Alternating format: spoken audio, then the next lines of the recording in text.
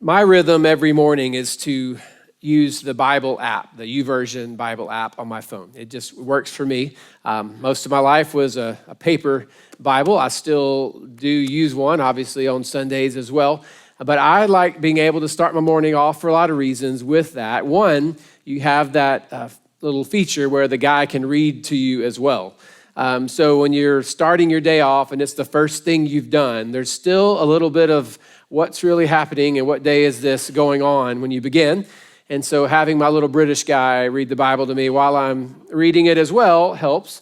I can also copy and paste if there's something that I want to send to a friend or send a family member. I can immediately do that if as I'm reading, I come across that. And I can also screenshot verses that just speak in the moment and one that I want to go back to later. And I do that a lot. And at times I don't go back until I realize my phone storage is kind of full. And I'll go back and go, what was that? So I'll go back to see why it is I screenshotted that. And I found a verse a couple of weeks ago. I went back and found it. And I don't know at the time if I thought, I read it and thought, that'll preach, or that is for me, or I don't know what it was in the moment. But this week as I was preparing this message and I was reviewing that, I thought, this is why. In Psalm 105, verse 19, it says, until the time came to fulfill his dreams, the Lord tested Joseph's character.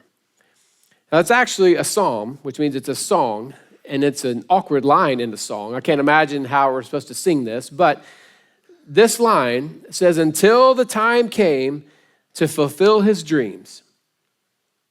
Until that time was there, God was busy testing Joseph's character. We're looking at all of our core values, and over the last 3 weeks, we've looked at the core value of the bridge, that is everything is possible. And if everything is possible, then why are we not seeing all these seemingly impossible things becoming possible? Why don't we see more of the miracles? Why don't we see more of our dreams come true? Why don't we see more of these things happening in our lives? A couple of weeks ago, we looked at prayer and how at times we don't understand it right, or we underestimate the value of prayer. Last week, it was about our belief and our faith and our trust, and do we really believe that God can and if he will? And this week, I want us to close up this core value by looking at what was mentioned there in Psalm, the idea of character. Because it is very possible that the reason that we are not seeing the seemingly impossible dreams and prayers in our lives actually be made possible, there is a possibility that it has less to do with how we're praying and less to do with how badly we want it, and it has much more to do with our character, with the decisions that we're making throughout the day. James chapter 5, verse 16 is our launching point for today, and he wrote, the prayer of a righteous person is powerful and effective. So we have this prayer promise that James gives us that a powerful and effective prayer is going to be possible and will come from a righteous person. Now that makes us step back for a moment and wonder, do we qualify? Who is righteous? I actually think the word says no one is righteous, no one, not one. So if Jesus was the only perfectly righteous person, and yet James here writes that the prayer of a righteous person is powerful and effective, then how do we get in on that? How can our prayers ever be powerful and effective? How can we ever see the miracles happen? This move that we sang about a moment ago, how are we going to be able to make that happen if we ourselves can't come up with enough righteousness to move the needle, to move the heart of God so that his hands would follow? Well, in 2 Corinthians 5:21, I know some of you just found James. I'm sorry, I'm just kind of moving today. And in 2 Corinthians 5:21, it says, God made him who had no sin, speaking of Jesus, his son, to be sin for us. Not just to feel it or sense it or smell it or know what it's like, but to actually be sin for us, so that in him we might become the righteousness of God. There was a moment on the cross in which all of the sins of the world were put on Jesus, God in the flesh, the Son. All of the sins of the world were put on him.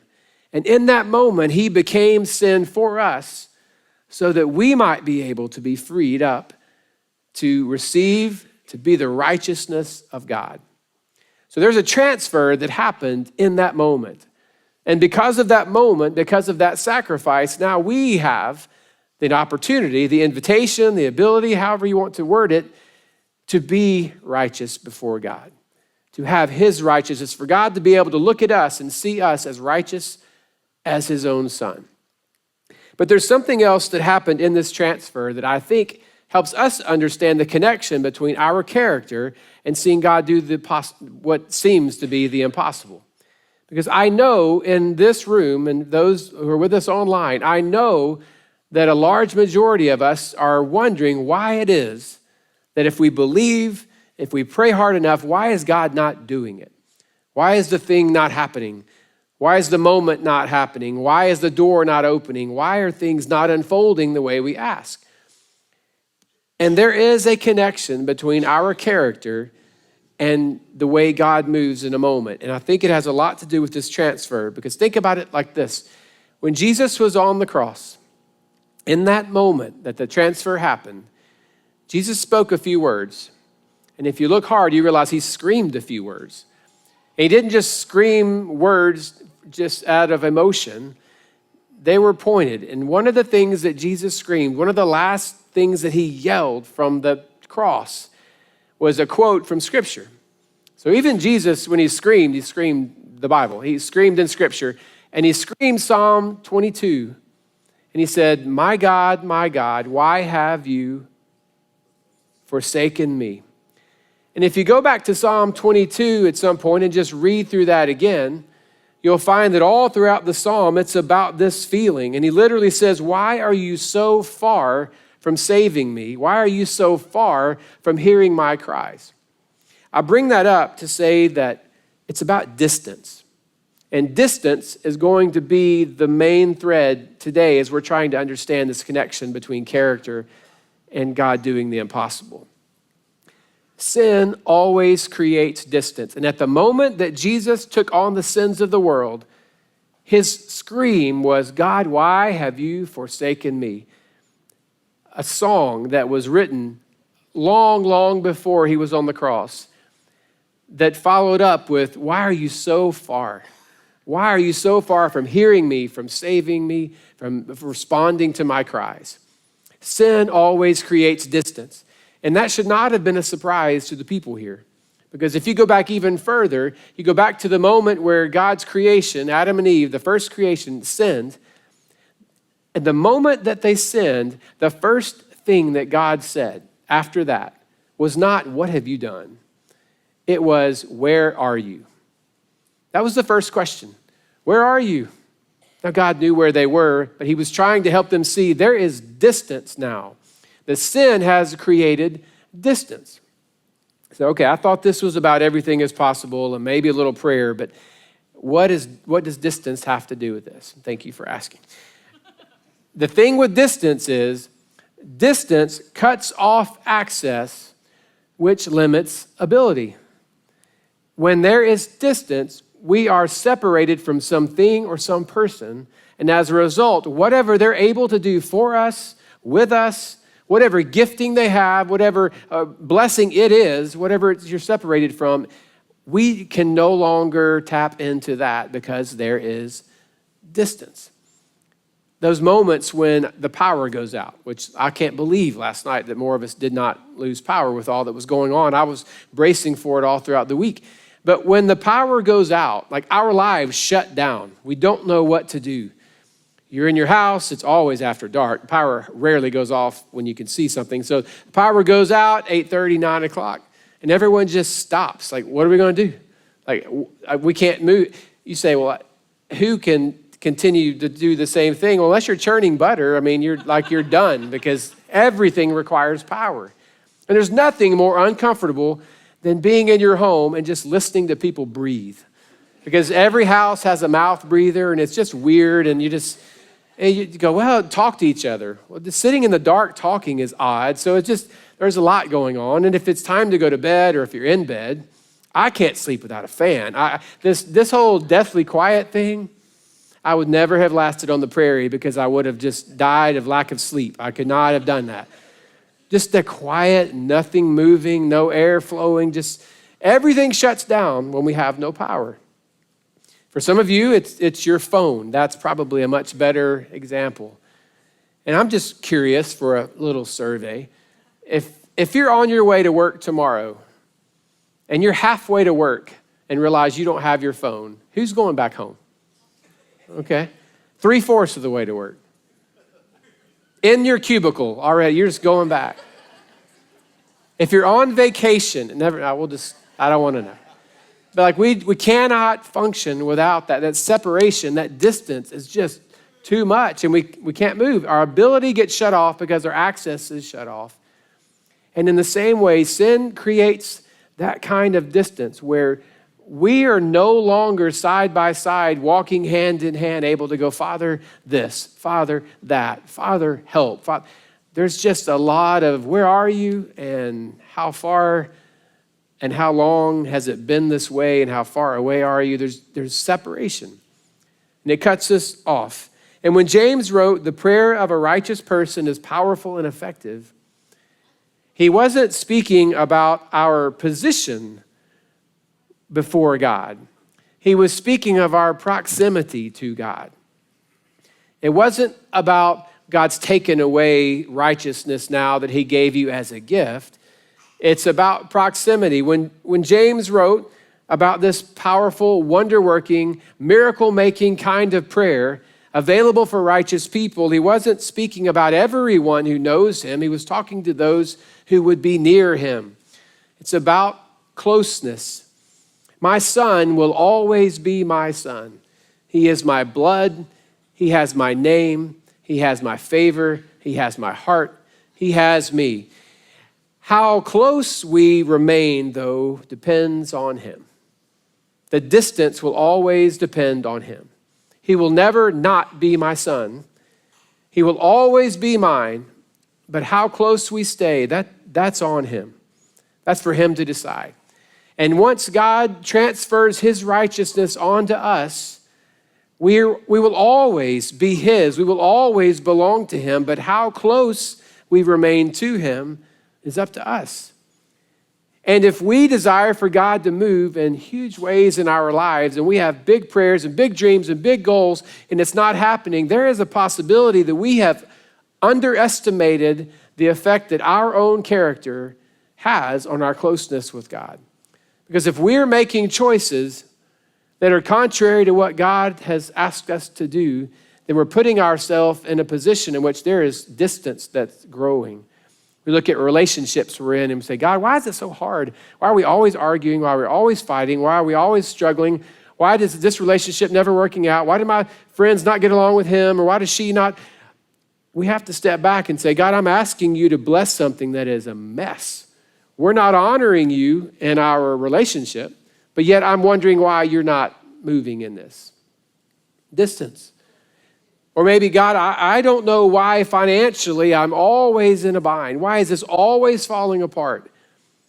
Why don't you just bless me in this way instead of stepping back and saying, God, is there a way in which I'm taking what you have given me and I'm not honoring you with the way that I spend it? There was a time in the Old Testament where God spoke through a prophet. He said, tell the people they're robbing me. And they're going to ask, how are they robbing God? Well, I'm giving them and they're not giving back. And I've told them I'm requiring 1/10 of everything I give them. They're not doing it. They're robbing me. So I'm not going to take everything else from them necessarily, but I'm not blessing that. Maybe our prayers at times have a lot to do with what's going on privately and personally in our lives. Why won't you do this big thing over here? And God says, why don't you let go of that small thing in the dark over there? Our character ultimately is going to reflect God's movement. Now, it doesn't mean that every prayer someone out of alignment with God prays is just falling on deaf ears and God will not respond. I know that's not true because there have been times in my life where I was more undeserving than other times and God still was faithful enough to answer prayers. It's all by his grace. But that's not a promise he gives. The promise he gives is that the prayer of a righteous person is powerful and effective. In other words, the one who is walking with me can expect me to listen and to respond. Jesus' words were this: John chapter 15, John quotes Jesus with this idea of the close, distant, near, far effect. And Jesus' words are, I am the vine, you are the branches. If you remain in me and I in you, you will bear much fruit. Apart from me, you can do nothing.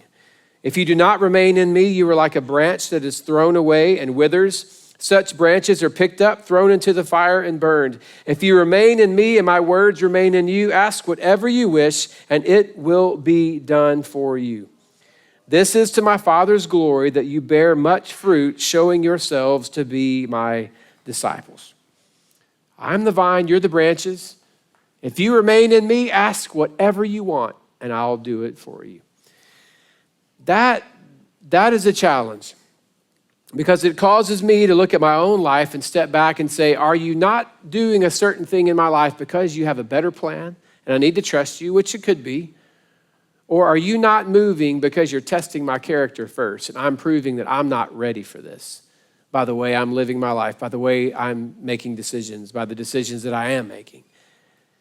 Is it possible that you're ready to move if I was ready to receive? That if my character would align with you, then what I'm asking for would actually take place. I don't believe our purity can bully God into doing something. I live 3 or 4 days without sinning. Somehow I can't remember a sin I've created. I'm like, I'm good, God. You said you would do it, so I don't think it works that way. But God is definitely getting the point across here with the truth from James and then with Jesus' own words, letting us know that distance from the miracle maker is going to cut off our access to miracles. If the one who does the miracles is too far away from us, then we're not going to experience what it is he actually has for us. So it's possible that the reason that we don't see more seemingly impossible things become possible has a lot to do with our character and less to do with the fact that God just has something else. One of my favorite verses is 2 Chronicles chapter 16, verse 9. The eyes of the Lord range throughout the earth to strengthen those whose hearts are fully committed to him. God, in a way, at least from this Old Testament passage, his Spirit is moving and looking for people who are all in with him. And those people who are all in with him, their character is catching God's attention. And I've said it before, this is what I pray every day, that my life would look so much like Jesus that when the Spirit goes by, he stops to look at himself as a reflection, just to stop. Because I know there are other times when he must pass by and go, oh, that guy. Anyway, I don't know if he does that, but I would if I was the Spirit. But I want to have my life so aligned where he stops and stares at himself. Those whose lives are fully committed to him. So, I want my character to catch his attention because he deserves it, absolutely. Because he expects it from me, absolutely. Because I know in that moment that I've put myself in a position to see the impossible become possible, you betcha. Because I cannot expect God to act and move in my life if I'm not willing to act and move in the way that he expects me to do that. A few weeks ago, I quoted Exodus chapter 33 when God told Moses that I will do the very thing that you've asked because I'm pleased with you and I know you by name. So I mentioned that a few weeks ago and what an incredible truth that is. He said, I'll answer your prayers. I'll do the impossible through you, Moses, because I'm pleased with you, your character, and I know you by name. There's a relationship. But I want you to see what was written in the last of his legacy in his moment. I'm reading through the Bible again, and last week Moses died. It was a bummer. I knew it was coming, but it happened. And this was what I read last week, Deuteronomy chapter 34. It says, no prophet has risen in Israel like Moses, whom the Lord knew face to face, who did all those signs and wonders the Lord sent him to do in Egypt. For no one has ever shown the mighty power or performed the awesome deeds that Moses did in the sight of all Israel. No one has ever been a part of more miracles and wonder-working moments as Moses. Because he was perfect? Absolutely not. If you look back through Moses' life, you'll find him to not be a very perfect man. He's guilty of murder. He's had moments and fights with insecurity and struggles, fears and doubt, even to the point where he was not able to go into the promised land because he was a part of all that mess. But yet God looked at his life and said, I can see your heart, and I find moments where you're fighting. And I know you might not feel like you're in that position to be able to say, God, I'm righteous before you. But one, God has done the work in you. And two, he's not necessarily just counting up sins and saying, oh, you got to 10 today, so no more prayer answers. That's not the way God's responding. He's looking at your heart. Last week, I was away. I thought I was going to be far away. I was actually over here in the other room. And we were a little low on volunteers, so I had the second and third grade class during the 10:30 service. I was their small group leader, and they're so thankful I'm not today. But I filled in for the very first time, and I thought, I'll do this. I'll do this thing. Josh is preaching today. I've got some moments. I'll do that. And so I sit down, and I crammed from 9 to 10 on the lesson, and then at 10:30 I was in there, and I sat down. We started talking, and we had a moment where one of the kids raised a hand and said something about God or Jesus, and another kid said, well, it doesn't really matter because God and Jesus are the same. They're both, one's the Father, one's the Son, but they're the same. And there was a pause, and then one of the little boys in the room said, what? That was just, what? And I just said, well, we'll get to this later. But from his little perspective, it was like, I can't move forward. I cannot grasp all of this right now. Like, what are we even talking about? And for us to sit here and say, God, I'm holy and ready for you to move in my life, and there's got to be parts of us that just, I'm not there yet. I cannot. I'm stuck right here. This is not about your performance before God and earning a prayer to be answered.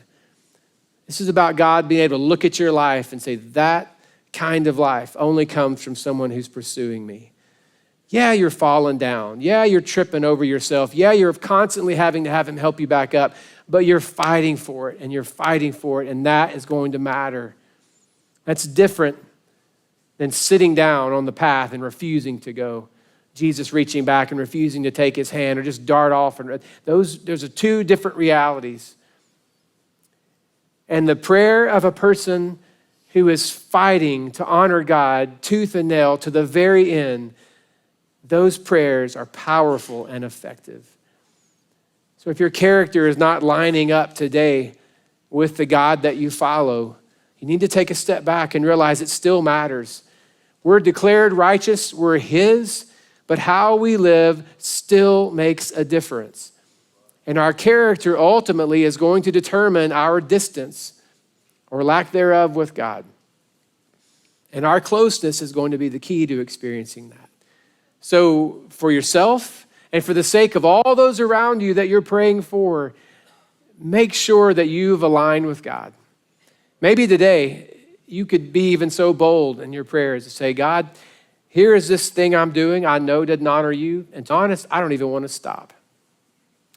But for the sake of those I'm praying for, and for the sake of the things that matter the most, I don't want my lifestyle to be in the way of you using me and working through me.